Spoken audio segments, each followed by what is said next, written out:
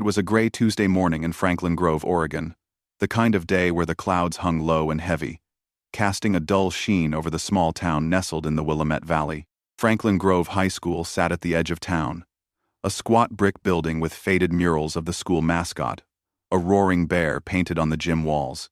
Inside, the hallways smelled of floor wax and teenage restlessness, the air thick with the hum of fluorescent lights, and the faint echo of sneakers squeaking against linoleum. Fourth period was in full swing, and in room 204, Ronald Carver, the school's algebra teacher, stood at the front of his classroom, his sharp voice cutting through the haze of mid-morning boredom. Carver was in his late 40s, with thinning hair and a penchant for pressed shirts that never quite hid the slight paunch he'd developed over years of grading papers over microwave dinners. He was known for his quick wit, which often veered into biting sarcasm, and a teaching style that demanded attention but rarely inspired affection. His students, a mix of juniors and seniors, slouched in their desks, some scribbling notes, others staring at their phones hidden under textbooks, all waiting for the clock to tick closer to lunch.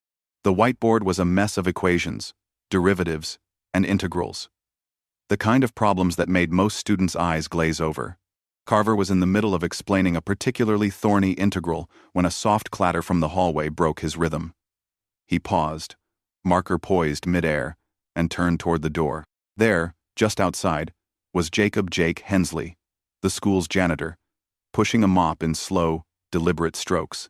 Jake was 55, his face lined with the kind of quiet resilience that comes from years of hard work and harder choices. His forest green uniform was clean but worn, the name, J. Hensley, stitched in white thread over the chest pocket. His graying hair was cropped close, and his eyes, a deep brown, carried a calm that seemed out of place in the chaos of a high school. Carver's lips curled into a half-smile, the kind that signaled trouble for someone. Well, he said, loud enough for the class to hear. Look who's gracing us with his presence. Mr. Hensley, the math wizard himself. A few students chuckled, shifting in their seats, unsure if they should laugh or stay quiet. Carver tapped the whiteboard with the back of his marker, his voice dripping with mockery. Come on, Jake. You've been mopping these floors for years. Surely you've picked up a thing or two. Why don't you take a crack at this one? He gestured to the integral on the board, a complex problem involving a nested function that had stumped even the brightest kids in the class. The laughter grew, not loud but uneasy. The kind that ripples through a room when no one's sure where the line is. Jake stopped mopping, his hand still on the handle, and looked into the classroom. His expression didn't change, no anger, no embarrassment, just a steady gaze that seemed to take in the whole scene at once. The class waited, expecting him to wave it off, maybe mutter something polite, and retreat back to his work. But Jake didn't move. He leaned the mop against the wall, the wooden handle making a soft clunk against the cinder block, and stepped into the room. The air shifted, like the moment before a storm breaks. Mind if I take a look? He asked, his voice low and even, almost too calm for the situation. Carver raised an eyebrow, clearly caught off guard but too proud to back down. Be my guest, he said, stepping aside with a flourish, as if he were hosting a game show. A few students pulled out their phones, sensing something worth recording. One girl, Mia Torres, a junior with a knack for capturing every school drama on her phone, whispered to her friend. Is he actually doing this? Jake walked to the whiteboard, his work boots leaving faint scuffs on the tile floor. He picked up a marker, studied the equation for a moment, and then began to write. His movements were deliberate, no hesitation, no theatrics, just the quiet focus of someone who knew exactly what he was doing. The room fell silent, the only sounds the squeak of the marker and the occasional creak of a desk as someone leaned forward. Jake's handwriting was neat, almost elegant, each step of the solution unfolding with a clarity that made the problem seem almost simple. He spoke as he wrote, his voice steady and patient. This here's a substitution problem, he said, circling the inner function. You've got to pull out the core first, simplify it, then work your way back. It's like taking apart an engine. You start with the smallest piece. He moved through the steps, breaking down the integral with a precision that felt practiced. like he'd done this 1,000 times before. The class watched, transfixed, as the board filled with his work. Even Carver, who'd been standing with his arms crossed, let his hands drop to his sides, his jaw tightening as he followed along. Jake finished, capped the marker, and stepped back. The board was a masterpiece of logic, every step clear, every answer correct. He turned to Carver, then to the class. "That's one way to do it," he said simply. And for a moment, no one moved. The silence was heavier than any laughter had been, a stunned kind of quiet that seemed to press against the walls. A senior in the back, Ethan Caldwell, muttered under his breath, "Holy crap, he got it right." Carver opened his mouth, then closed it, his usual sharpness dulled by the weight of what had just happened. Jake nodded politely, walked back to the door, and picked up his mop. No fanfare, no gloating, just the same quiet stride he always had. But as he stepped into the hallway, the room erupted into whispers. "Did you see that?" He didn't even use a calculator. Mr. Carver's face. Man, he shook. Mia's phone was still recording, her hands trembling slightly as she zoomed in on the whiteboard. Carver cleared his throat, trying to regain control. "Well," he said, his voice flat. "He got the answer. Let's move on." But no one was listening. The bell rang a few minutes later, and the students spilled into the hallway, their voices buzzing with excitement. By the time lunch rolled around, Mia's video was already making rounds on Snapchat. The caption reading, "Our janitor just schooled Mr. Carver." The clip wasn't polished, just a shaky view of Jake's hands moving across the board, his calm voice explaining each step, and the stunned faces of the students in the background. But it was enough. By fifth period, the whole school was talking about it. "Did you see Mr. Hensley?" Man, Carver looked like he saw a ghost. "Where'd he learn that stuff? I thought he just cleaned the bathrooms." In the teacher's lounge, the chatter was quieter, but no less intense. Sarah Mills, the English teacher, paused mid-sip of her coffee. "You're telling me the janitor solved an integral in his head?" she asked, incredulous. "Not just solved it," said Mr. Nguyen, the chemistry teacher, who'd heard the story from a student. "He explained it better than most of us could." Carver, sitting at the corner table with a stack of ungraded quizzes, said nothing. His face was unreadable, but his fingers tapped the table a little too hard. Principal Laura Bennett, who'd been at the school for a decade, overheard the conversation and frowned. "Jake's been here 8 years, she said. "No one ever mentioned he had a math background." The other teachers exchanged glances. Jake Hensley was a fixture at Franklin Grove High, always there before the first bell, always gone after the last. The floors were spotless, the trash cans never overflowed, and the light bulbs were replaced before anyone noticed they'd burned out. But beyond that, no one knew much about him. He was just Jake, the guy with the mop, the guy who nodded politely when you passed him in the hall. Now, though, he was something else entirely. Back in the hallway, a group of students lingered near the janitor's closet, not to report a spill or ask for a broom, but to catch a glimpse of Jake. One freshman, a shy kid named Lucas, with a backpack heavier than he was, clutched his algebra textbook and whispered to his friend, "Do you think he'd help me with my homework?" His friend shrugged, but they didn't leave. Jake, oblivious to the growing buzz, was inside the closet, restocking paper towels. He paused for a moment, staring at the shelves, his mind drifting back to a time he hadn't thought about in years. He'd been a math major at the University of Oregon, a full-ride scholarship kid who'd aced every exam, tutored his classmates, even caught the eye of professors who saw a future for him in academia. But life had other plans. A call in his sophomore year, a hospital bed, his little sister Emily's pale face. Those memories hit him like a wave, and he shook them off, focusing on the task at hand. He didn't know about the video, didn't know that by the end of the day, it would have hundreds of views, or that by the next morning, it would reach thousands. All he knew was the mop in his hands, the rhythm of his work, and the faint echo of numbers that still danced in his head, as sharp and clear as they'd been 30 years ago. But something had shifted, and Franklin Grove High would never be the same. The buzz from Jake Hensley's whiteboard triumph didn't fade by the next morning at Franklin Grove High. If anything, it grew louder, spilling out of the hallways and into the digital ether. By Wednesday, the video of Jake solving the integral had spread beyond Snapchat, landing on Instagram and TikTok with captions like, "Janitor owns algebra class" and "Who is this guy?" The shaky footage, with Jake's calm voice breaking down the problem and the stunned faces of the students in the background, had racked up thousands of views, shared by kids who didn't even go to Franklin Grove. In the small Oregon town, where gossip usually centered on football games or the occasional scandal at the lumber mill, this was something else entirely, a story that felt bigger than the sum of its parts. Inside the school, the air was electric with whispers. Students clustered in the cafeteria, their trays of soggy fries forgotten as they scrolled through their phones, replaying the clip. "Did you see how fast he wrote that?" one sophomore said, zooming in on Jake's precise handwriting. "He didn't even pause." Another kid, a junior named Mia Torres who'd recorded the video, grinned as she read the comments piling up online.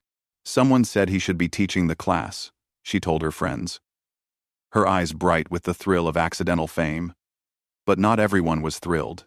In room 204, Ronald Carver stood at his whiteboard, his marker moving with a little more force than usual as he scribbled out a new set of equations. His face was a mask of focus, but the tightness in his jaw betrayed him.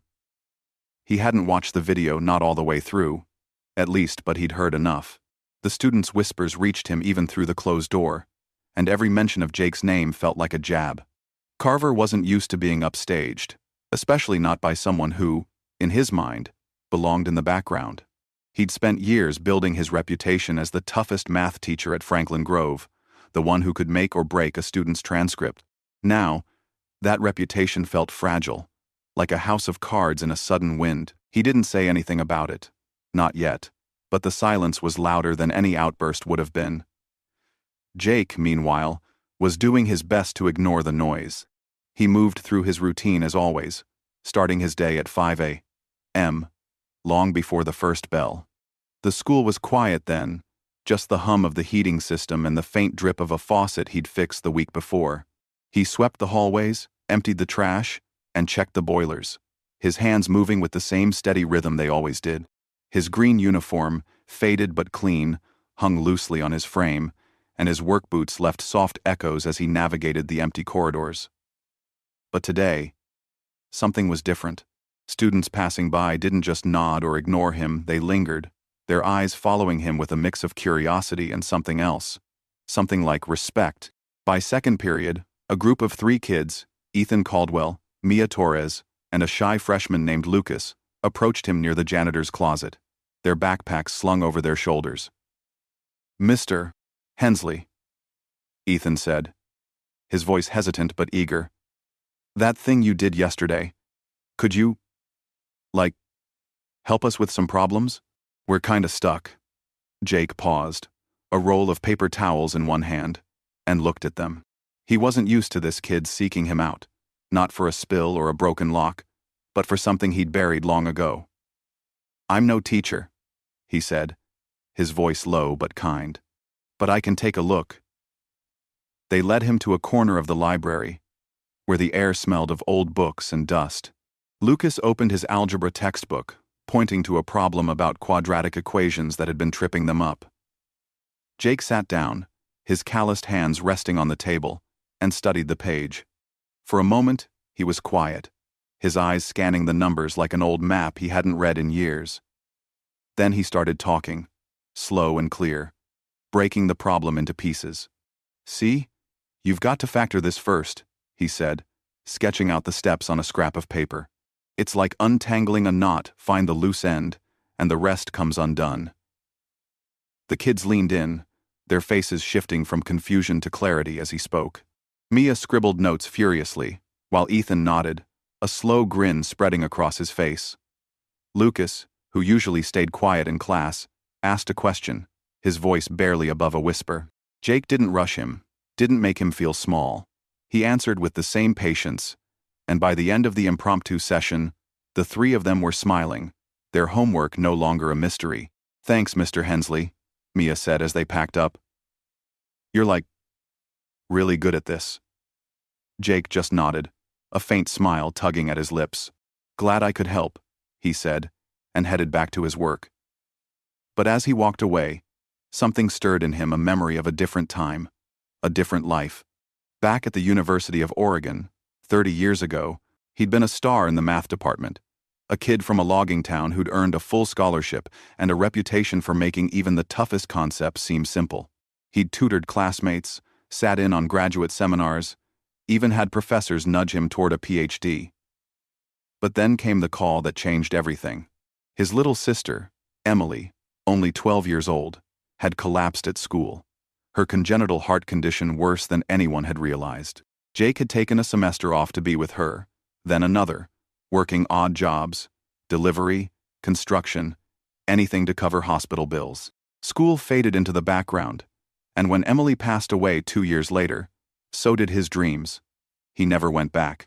The memory hit him now, sharp and unbidden, as he pushed his mop down the science wing. He shook it off, focusing on the rhythm of his work. But the past clung to him like damp air. In the teacher's lounge, the conversation about Jake was picking up steam. Sarah Mills, the English teacher, a woman with kind eyes and a habit of quoting poetry to her students, was the first to bring it up over lunch. I heard what happened in Carver's class, she said, stirring her tea. Is it true Jake solved that integral without a calculator? Mr.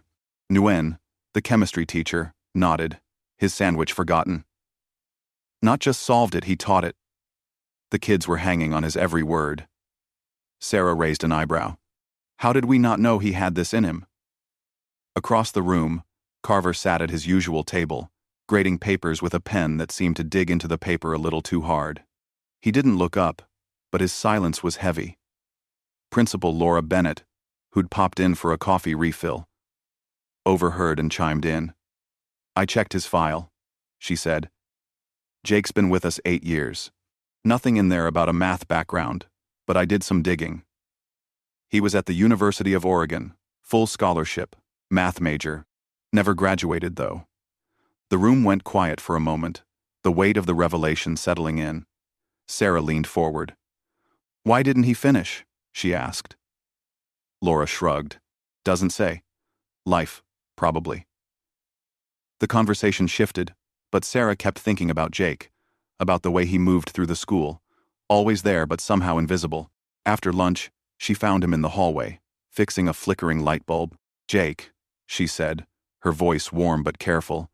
What you did yesterday, that was incredible. Have you ever thought about teaching? I mean, really teaching? Jake tightened the bulb, his hand steady. That was a long time ago, Miss Mills, he said, not meeting her eyes. I'm just here to keep the place running. But Sarah wasn't so easily deterred. You've got a gift, she said. Those kids listened to you today. They don't do that for just anyone. Jake gave a small shrug, but his expression softened. Appreciate that, he said, and went back to his work. Meanwhile, Carver was wrestling with his own thoughts. During his planning period, he did something he'd never admit to anyone. He looked up Jake Hensley online. It didn't take long to find an old article from the Eugene Register-Guard, a brief mention of a promising math student who'd won a regional competition in 1988. There was even a grainy photo of a younger Jake, smiling, holding a certificate. Carver stared at the screen, his stomach twisting. He didn't like the feeling. This mix of envy and curiosity.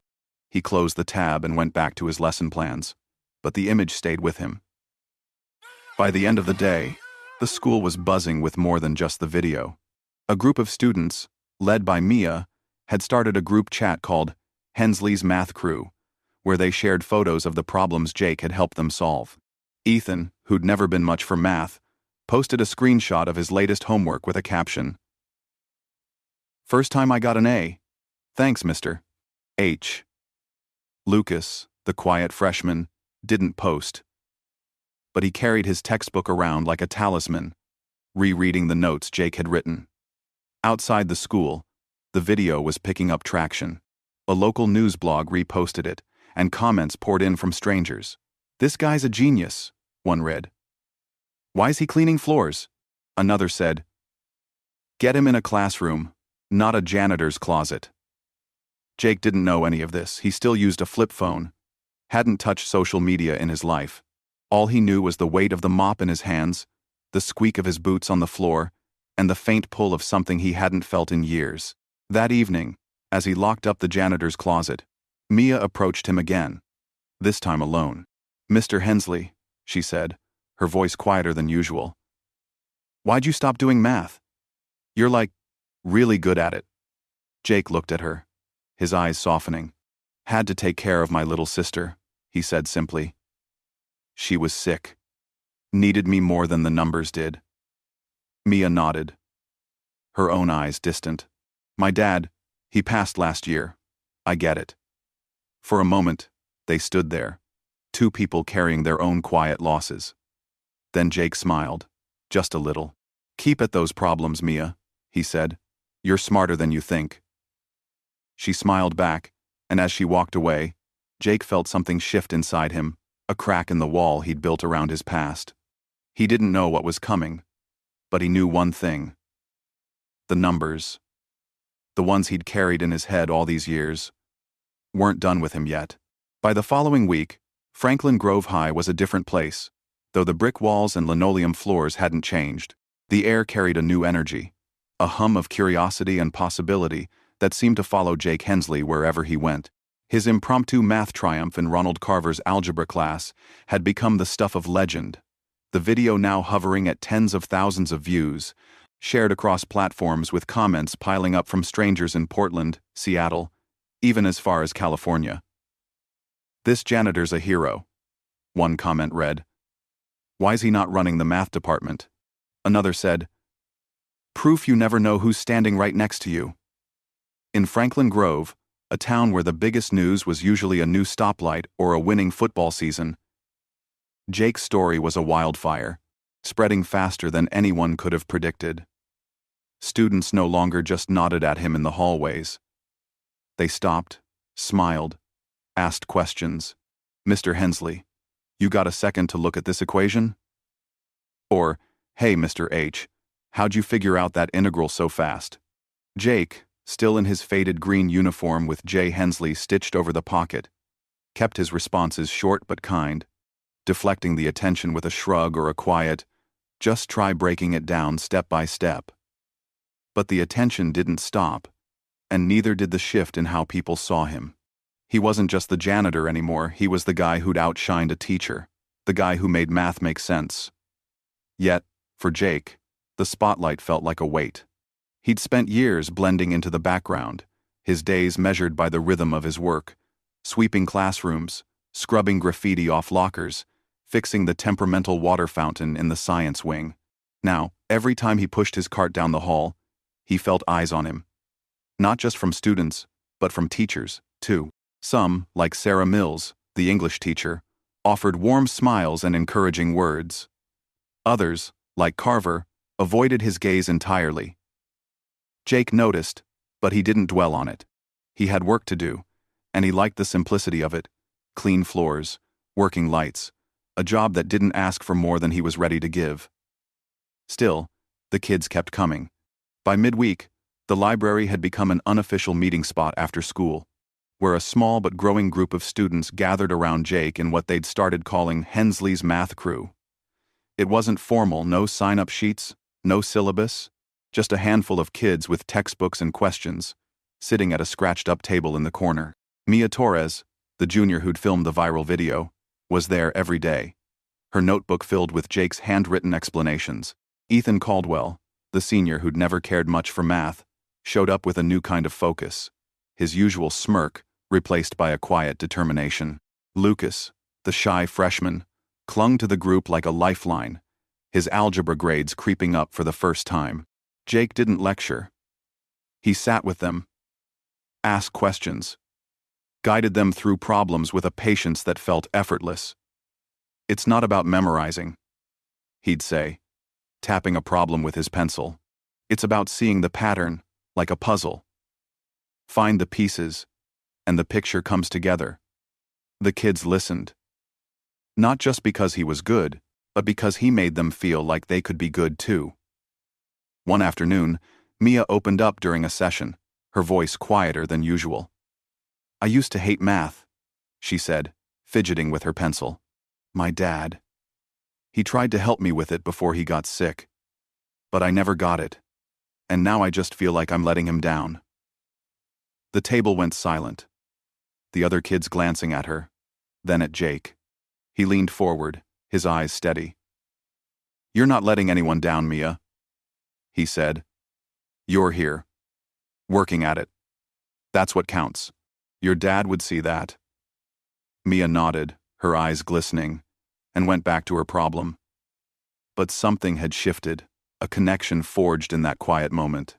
Word of these sessions spread, and by Friday, the group had doubled in size, with kids from other classes joining in. Even Principal Laura Bennett noticed, stopping by the library one afternoon to see what the fuss was about. She stood at the back, watching as Jake walked a sophomore through a logarithm, his voice calm and clear, his hands sketching out steps on a scrap of paper. When the session ended, she approached him. "Jake," she said, her tone warm but serious. "You've got something special here. These kids are showing up because they want to, not because they have to. That's rare." Jake shrugged, wiping his hands on his uniform. "Just helping where I can, Miss Bennett." But Laura wasn't letting it go. "Have you thought about making this official? Maybe an after-school program? We could pay you for it." Jake hesitated, his eyes drifting to the floor. "I'm no teacher," he said.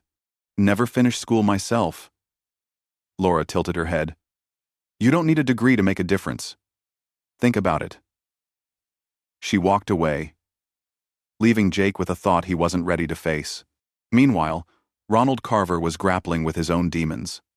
The video, the whispers, the way students now talked about Jake in his own classroom, it was eating at him. He'd always prided himself on being the smartest person in the room, the one who could unravel any equation and command respect. But Jake's performance had cracked that image. And the growing popularity of Hensley's math crew only deepened the fracture. During his planning period, he found himself scrolling through the comments on Mia's video, each one a reminder of his own humiliation. "This guy explains it better than my prof," one read. "Carver got schooled," said another. He slammed his laptop shut, his face hot. But curiosity got the better of him, and later that day, he did something unexpected. He slipped into the library during one of Jake's sessions, standing quietly at the back, his arms crossed. Jake was helping a group of 5 students with a multivariable equation, his voice steady as he guided them through the steps. "You've got to isolate the variables one at a time," he said, sketching a graph on a whiteboard. "Think of it like peeling an onion layer by layer." The kids nodded, their focus intense. Carver watched, his expression unreadable, but his eyes followed Jake's every move. After 10 minutes, he stepped forward, his voice clipped but not hostile. "Mind if I add something?" he asked. Jake looked up, surprised but unfazed. "Go right ahead," he said, gesturing to the whiteboard. Carver hesitated, then picked up a marker and added a shortcut to the problem, explaining it briskly. The kids glanced between the two men, sensing the tension but also the shift, a moment of uneasy collaboration. When the session ended, Carver left without a word, but Jake didn't miss the way his shoulders relaxed, just a fraction. Outside the school, the community was starting to take notice. A local reporter from the Franklin Grove Gazette reached out to Laura Bennett, asking to interview Jake. A few parents, inspired by the video, emailed the school with praise, but not everyone was on board. At a PTA meeting that week, a parent named Karen Walsh, known for her sharp tongue and rigid views, raised her hand. "I'm not sure it's appropriate," she said, her voice carrying a practiced indignation. "A janitor teaching kids? Is he even certified? What's his background?" The room went quiet, parents exchanging glances. Laura, standing at the front, didn't flinch. "Jake Hensley is a trusted employee of this district," she said. "He's passed every background check, and he's not teaching formally. He's helping students who ask for it. If you have concerns, I'd be happy to discuss them privately." Karen sat down, her lips tight, but the tension lingered. After the meeting, Laura called Jake into her office. He stood in the doorway, his work gloves tucked into his pocket, his cap in his hands. "Some folks are talking," she said, her tone gentle but direct. "They're wondering about your background. I told them you're qualified to help the kids, but I'd like to hear it from you. What happened, Jake? Why'd you leave school?" Jake looked down, his fingers tracing the edge of his cap. For a moment, he was back in Eugene, 19 years old, sitting in a hospital room with Emily, her small hand in his. "My sister was sick," he said quietly. "Congenital heart defect. I was at the University of Oregon, full ride, math major. But when she got worse, I had to come home. Took jobs to pay the bills, never went back." Laura leaned back in her chair, her eyes softening. "I'm sorry, Jake. That must have been hard." He nodded, his voice steady but distant. "It was what it was. I don't regret it." Laura didn't push, but she made a mental note to keep an eye on the parents' concerns.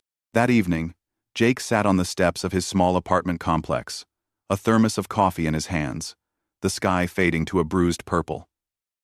The town was quiet, save for the distant rumble of a logging truck. He thought about Emily, about the way she'd smile even on her worst days, about the promise he'd made to keep her safe. He thought about the kids in the library, their faces lighting up when a problem clicked. For the first time in years, he felt a pull, not just to the past, but to something new. The next day, Mia caught him in the hallway, her backpack slung over one shoulder. "Mr. Hensley," she said, her voice bright. "We're meeting again today. You coming?" Jake hesitated, then nodded. "I'll be there," he said. As he walked away, he didn't see the smile on her face, or the way Lucas, trailing behind her, clutched his textbook a little tighter. But he felt it, the wave of change, rolling through the school, through him, and it was only getting stronger. Spring had settled over Franklin Grove, Oregon, painting the Willamette Valley in soft greens and bursts of wildflower color along the edges of town. Franklin Grove High School was gearing up for its annual Spring Showcase, a community event where students displayed science projects, art installations, and musical performances in the gym, transformed for one night into a bustling hub of pride and creativity. The air smelled of popcorn and hot dogs from a fundraiser stand, and the gym buzzed with parents, teachers, and kids, weaving through rows of poster boards and makeshift stages.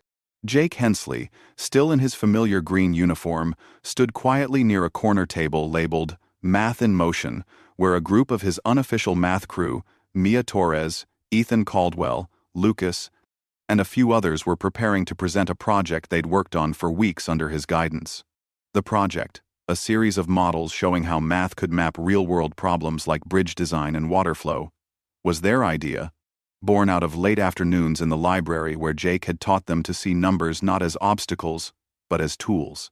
He hadn't planned to be part of the showcase, but the kids had insisted, their voices a chorus of, "You have to be there, Mr. H." Jake, never one for attention, had agreed, though he stood back now, letting them take the lead.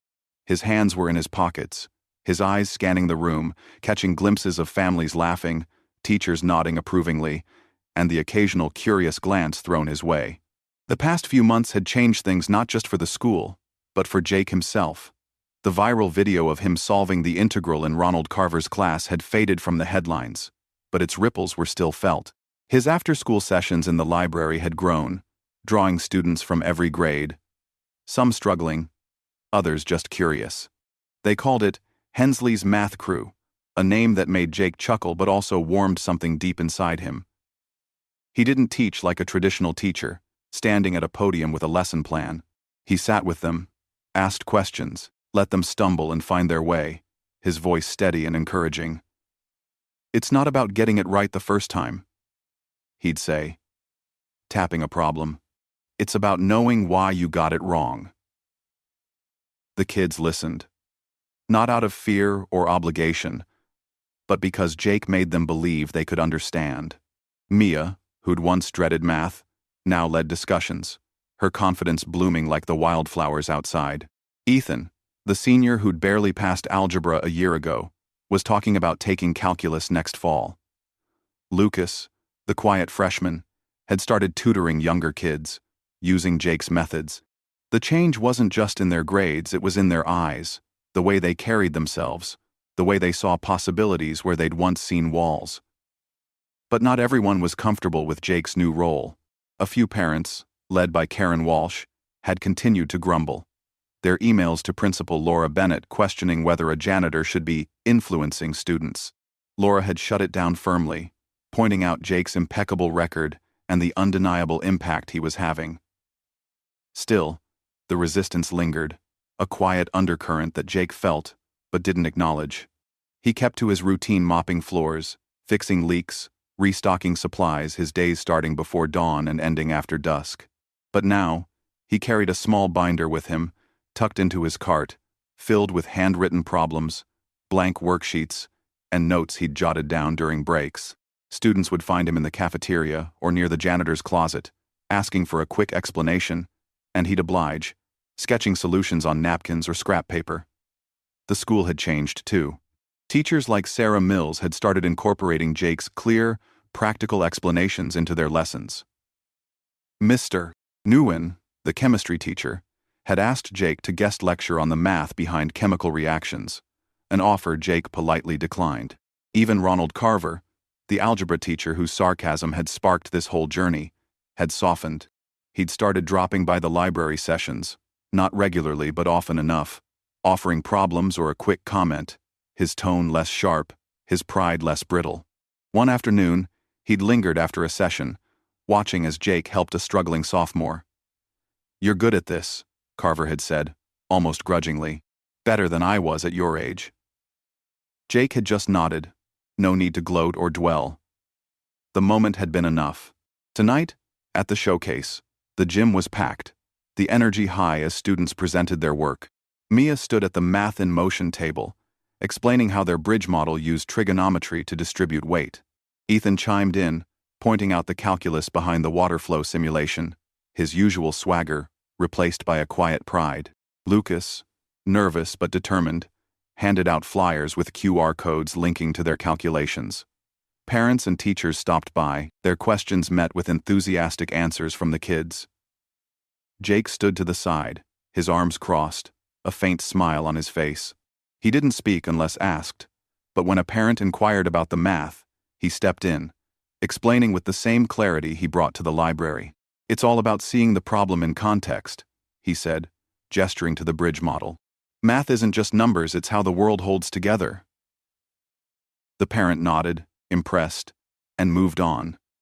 But the words lingered, a reminder of why Jake had once loved this so much.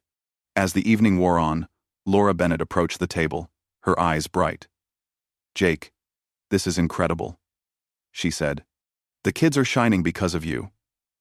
Jake shrugged, uncomfortable with the praise. "They did the work," he said. "I just pointed the way." But Laura wasn't letting him off that easily. "We've had a proposal from the school board," she said, lowering her voice. "They want to formalize your sessions into an elective next year. Not for credit, just enrichment. A way to keep this going."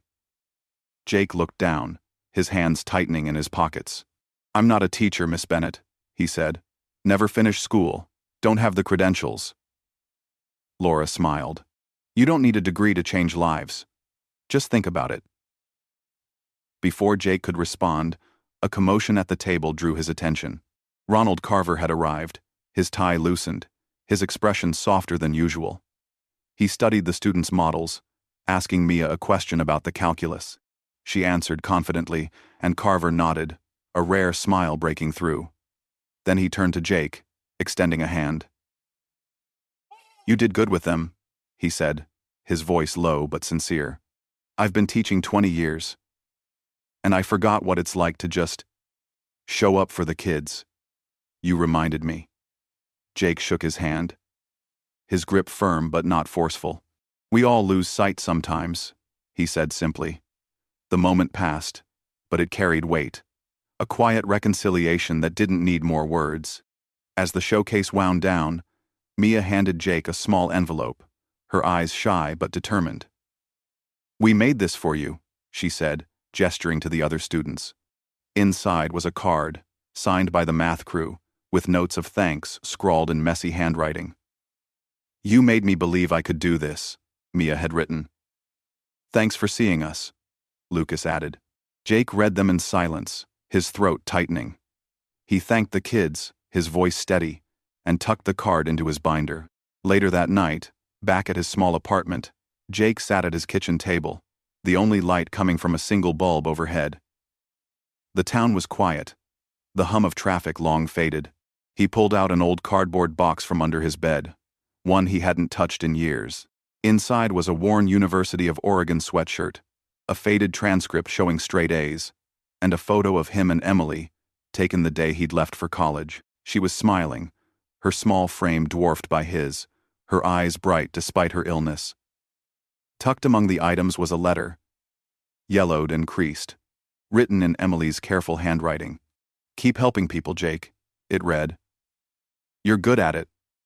Don't stop."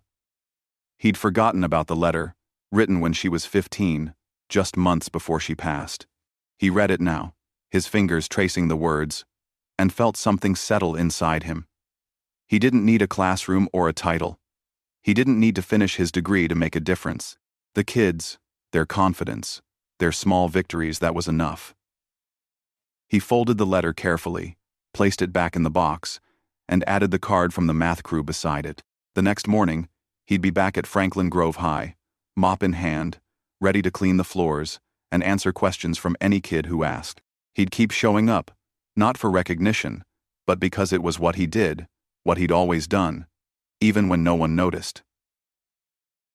The legacy wasn't in the viral video or the praise. It was in Mia's newfound courage, Ethan's quiet pride, Lucas's willingness to try. It was in the way Carver had shaken his hand, in the way the school saw him now not as a janitor, but as Jake, the man who showed them what math and life could be.